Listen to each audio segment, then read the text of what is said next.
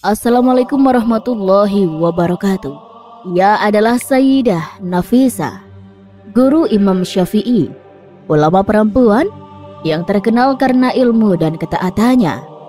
Sayyidah Nafisah merupakan salah seorang ulama perempuan. Ia menjadi guru Imam Syafi'i. Tidak banyak yang mengenal sosok Sayyidah Nafisah, dan berikut ini biografi Sayyidah Nafisah secara singkatnya.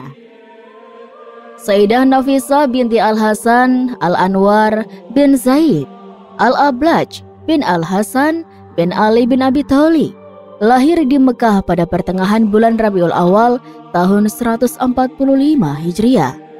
Sayyidah Nafisah adalah ulama perempuan yang terkenal dari keluarga Nabi.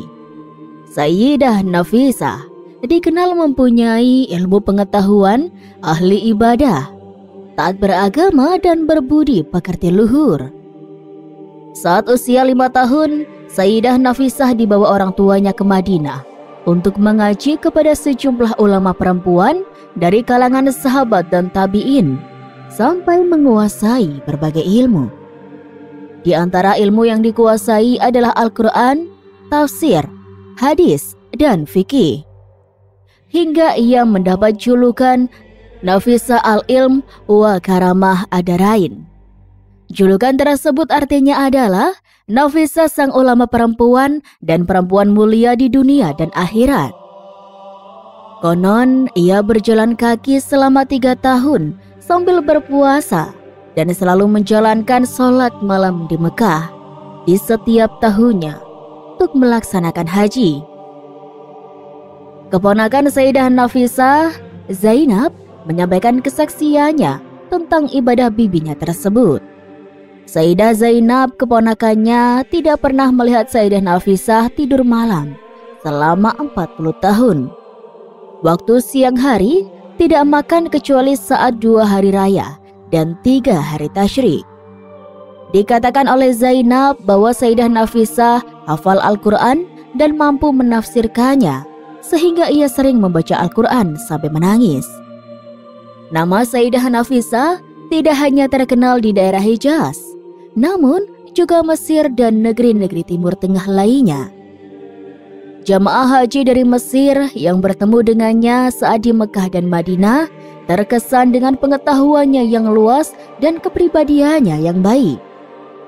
Suatu hari, Sayyidah Nafisah bersama suami, ayah, dan anak-anaknya berangkat ke Mesir di hari Sabtu 26 Ramadan 193 Hijriah. Saat Sayyidah Nafisah di Mesir, masyarakat di sana ingin mengunjungi rumahnya hampir setiap hari untuk mendengarkan pesan-pesan atau ceramah-ceramahnya. Ketika ia sudah merasa cukup tinggal di Mesir, ia berniat untuk kembali ke Madinah.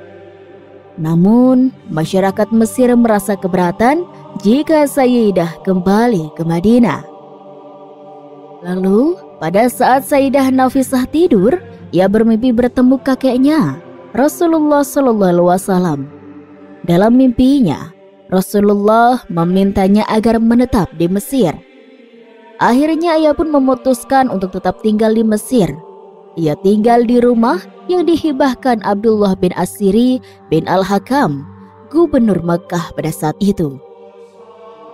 Sayyidah Nafisah menghabiskan waktunya untuk mengaji, mengajar, mendidik umat, dan beribadah kepada Allah Subhanahu wa Ta'ala.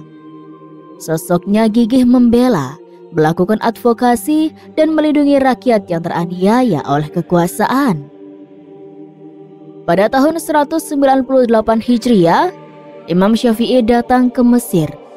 Ia tinggal di sana lebih dari 4 tahun. Imam Syafi'i mengarang kitab-kitabnya yang bagus dan penuh makna, sehingga namanya dikenal. Karena hal itu, orang-orang menerima dan mencintainya. Tersebarlah mazhab Imam Syafi'i di tengah-tengah mereka. Imam Syafi'i suatu ketika meminta untuk bertemu dengan Sayyidah Nafisah. Sayyidah Nafisah mendengar tentang kebesaran Imam Syafi'i. Ia senang mendengar keinginan sang imam dan menyambutnya dengan penuh kegembiraan. Setelah itu, mereka sering melakukan pertemuan-pertemuan. Hubungan mereka semakin erat. Terdapat riwayat yang mengatakan tentang Imam Syafi'i yang sering bersama Sayyidah Nafisah ketika di Mesir. Ulama yang paling sering bersamanya dan mengaji kepadanya justru dalam statusnya sebagai tokoh besar dalam fikih. Imam Syafi'i dan Sayyidah Nafisah sering melakukan sholat tarawih bersama. Imam Syafi'i selalu pergi ke tempat Sayyidah Nafisah. Ia selalu meminta doa kepada Sayyidah Nafisah dan mengharap berkahnya. Imam Syafi'i mendengar hadis darinya. Imam Syafi'i jika sakit, ia mengutus muridnya sebagai penggantinya. Suatu waktu Imam Syafi'i menderita sakit.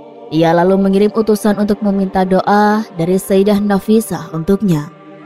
Namun Sayyidah Nafisah berkata kepada utusan itu, Allah membaguskan perjumpaannya dengannya dan memberinya nikmat dapat memandang wajahnya yang mulia.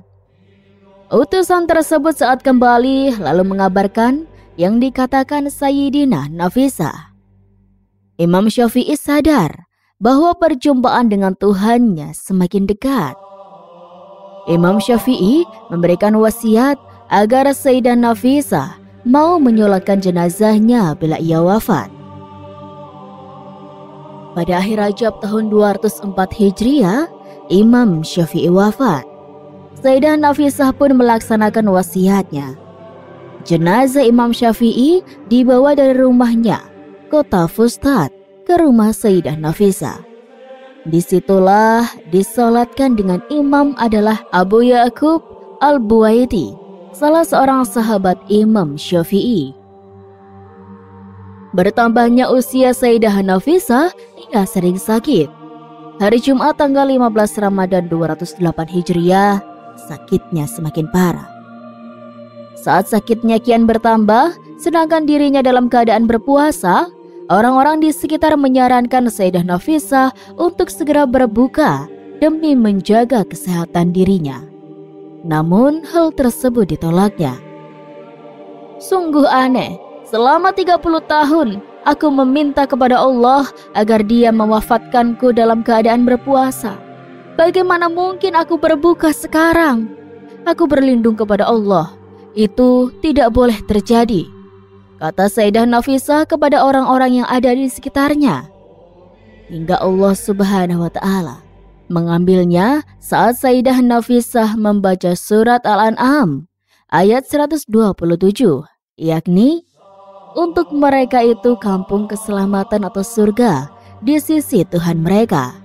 Dia penolong mereka berkat amalan yang mereka perbuat dan mengucapkan kalimat syahadat.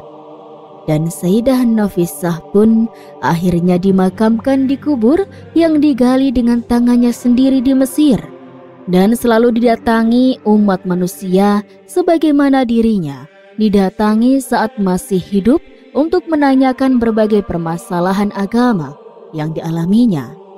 Wallahu a'lam. Dan itulah sahabat sedikit kisah kali ini, kurang lebihnya Rizky mohon maaf, dan sampai jumpa lagi di kisah selanjutnya ya sobat. Sekian dari Rizky, wassalamualaikum warahmatullahi wabarakatuh.